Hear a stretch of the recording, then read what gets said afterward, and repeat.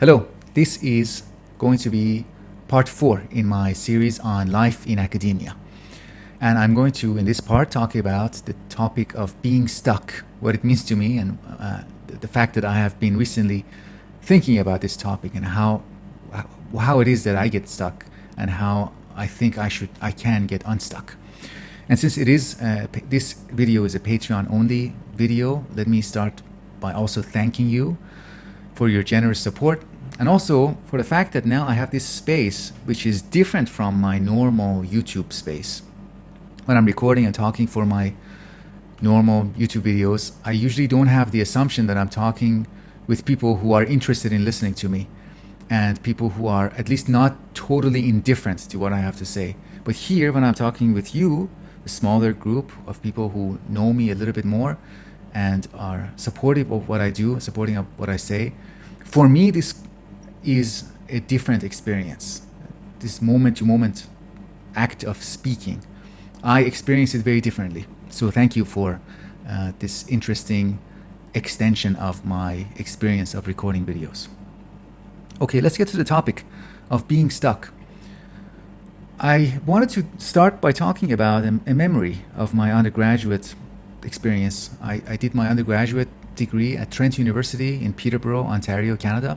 And in the winter semester of 2009, I took a course in philosophy of mind, an undergraduate course. Philosophy of mind is a course that was available for both psychology majors and philosophy majors. And it was taught at the time by the late Professor Bernard Hodson, who passed away actually very soon after he gave the last lecture for our course. He passed away, sadly, very suddenly. And he didn't even get a chance to look at our final essays and give us feedback. So there was an emergency recruiting of a TA who came in and did the final administrative tasks for the course. Professor Hodson was a really good speaker. He was very charming, very pleasant, very engaging, but which makes this point more incredible, more important, that the course was pretty much, at least in my opinion, and a few other students that I talked with at the time, the course got stuck within the first 1 or 2 lectures. Professor Hodson introduced to us, in the very first lecture, introduced the major players in philosophy of mind. And he categorized them into 2 camps, the reductive camp and the non-reductive camp. The reductive approach to philosophy of mind, in short, tries to translate mental phenomena, psychological phenomena, in terms of more physical, more tractable, more concrete processes that are causal, that gives us a causal objective language. On the other hand, we have the non-reductive approaches that begin with encountering mental psychological phenomena, what it means for something to be mental, to belong to the domain of mind. They begin by asking that question without prior commitments.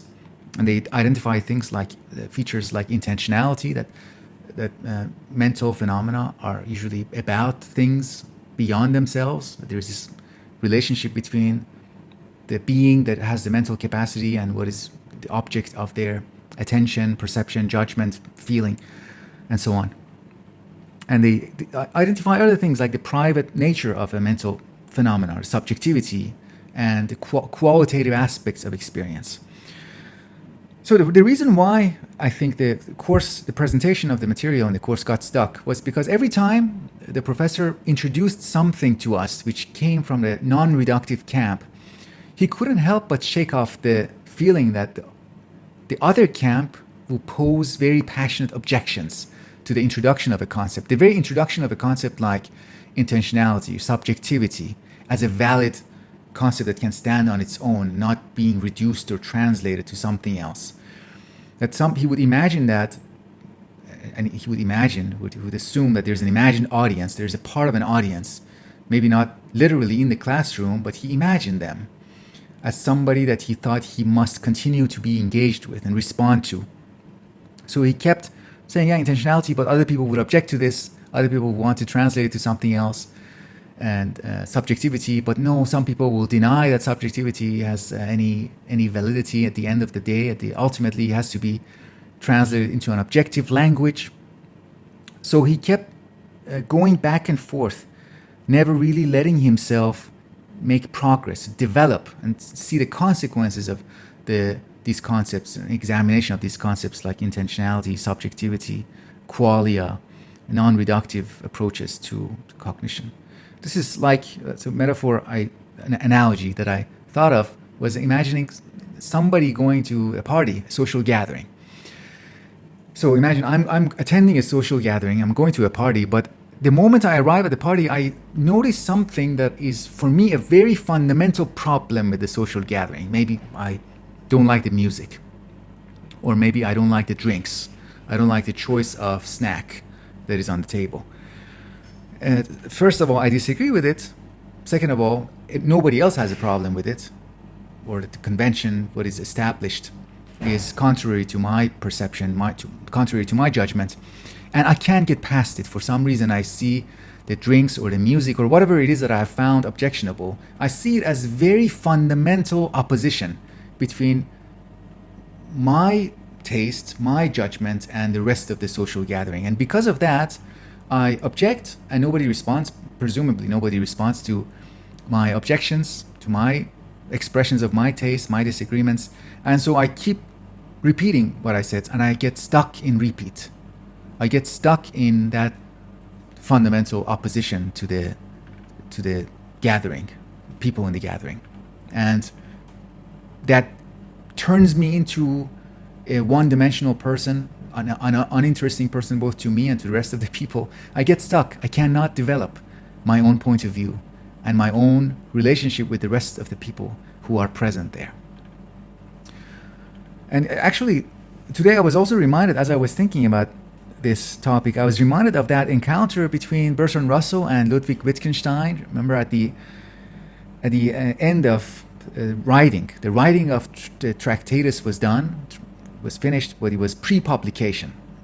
And I think Wittgenstein wanted to meet with Russell to explain in person what the Tractatus was about, what the kind of view, the philosophical view and system that he had developed. He wanted to explain to Russell. But there's this story of Russell insisting and getting stuck in a very preliminary step of the argument. Wittgenstein's position was that you can't make claims about the world in general. Any claims that we make, our claims are about specific facts that are themselves within the world, but the world itself is not within the grasp of our claims. And I think the story is that Russell drew a bunch of points on a piece of paper and said, these are 3 points, 3 dots. Do you see 3 dots? And Wittgenstein would say, yes, I see them. And then Russell would say, so at least if you agree this, you must say that at least we can say about the world that whatever else is true about the world, there are at least 3 things that exist, that are present in the world. And Wittgenstein passionately disagreed, and they never got past that point of disagreement about the kinds of claims that we can make, whether or not we can say anything about the world is as such, or whether we can just make claims that are facts, specific facts. That was another example. I think it is worthwhile mentioning that in this context. Then let's cut from 2009, move to 2016. I was a postdoctoral researcher at Leiden University, and I felt truly stuck, especially during our weekly seminars, weekly sessions. There were talks every Wednesday, I think close to lunchtime, every Wednesday or Thursday. I'm pretty sure it was Wednesday. We had a guest speaker, or a speaker sometimes even from our own unit. I gave one of the presentations. Usually they were guests coming from other institutions. And we were all listening to them.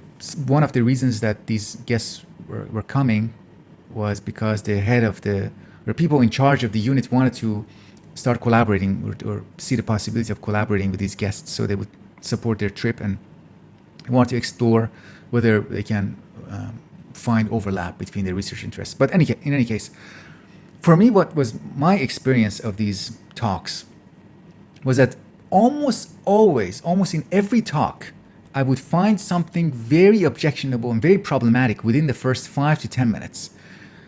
More specifically, there was a point between the introduction of the topic of research. I remember one example was a researcher talking about the psychology or neuropsychology of spirituality. So they came in and introduced that topic. That this is an interesting topic for us.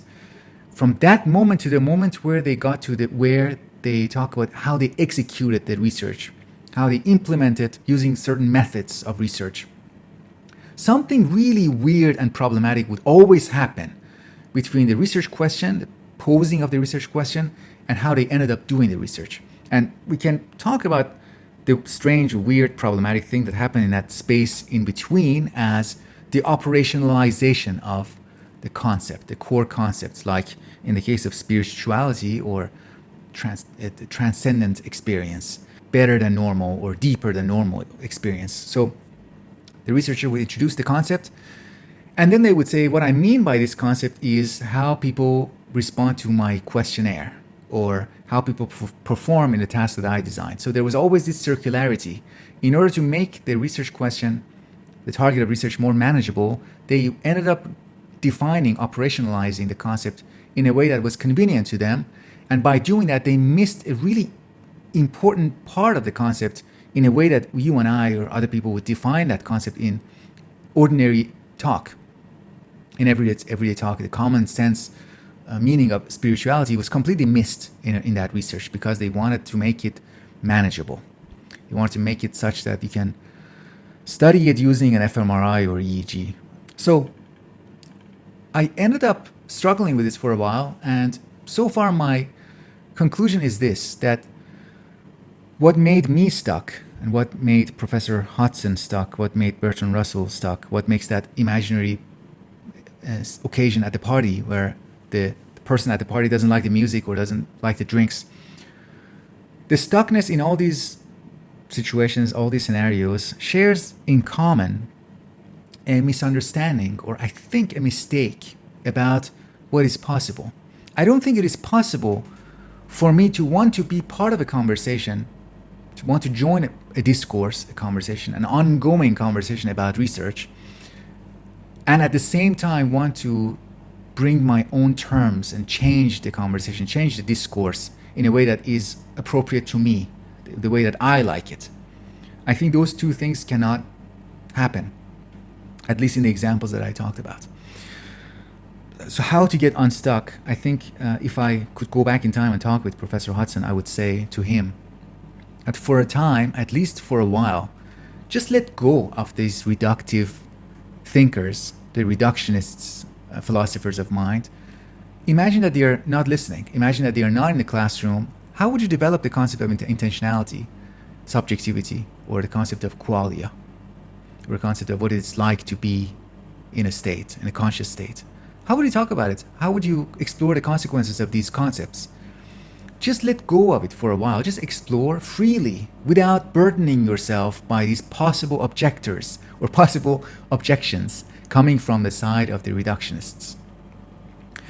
And after spending some time developing those concepts, then we can go back and re-engage with the other side. And when we are going to the conversation and trying to be a participant in other people's conversations, then probably it is better to listen more carefully, listen attentively, and ask whether I understand what is going on, or whether I'm paying attention to it in the right way. Am I understanding the claims, the approach, the methods?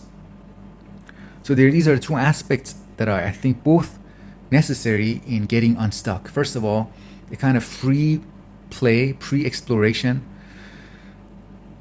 without the burden of constantly having to engage and respond to the objectors, or in the case of me sitting in a classroom at Leiden University, constantly looking at the mismatch between my assumptions about the research and the presenter's assumption about the research, and not being able to get past that. And on the other side, paying attention to what is actually going on in front of me. Now, looking at these two, something else it becomes a question to me. And I think the way I have talked about being stuck and being unstuck doesn't really have a place at the moment for radical acts or revolutionary acts. What I'm talking about, the way I'm talking about being stuck or being unstuck, I think is very tailored or suited to my own temperament, and I tend to be avoidant of conflicts, avoidant of heated discussions.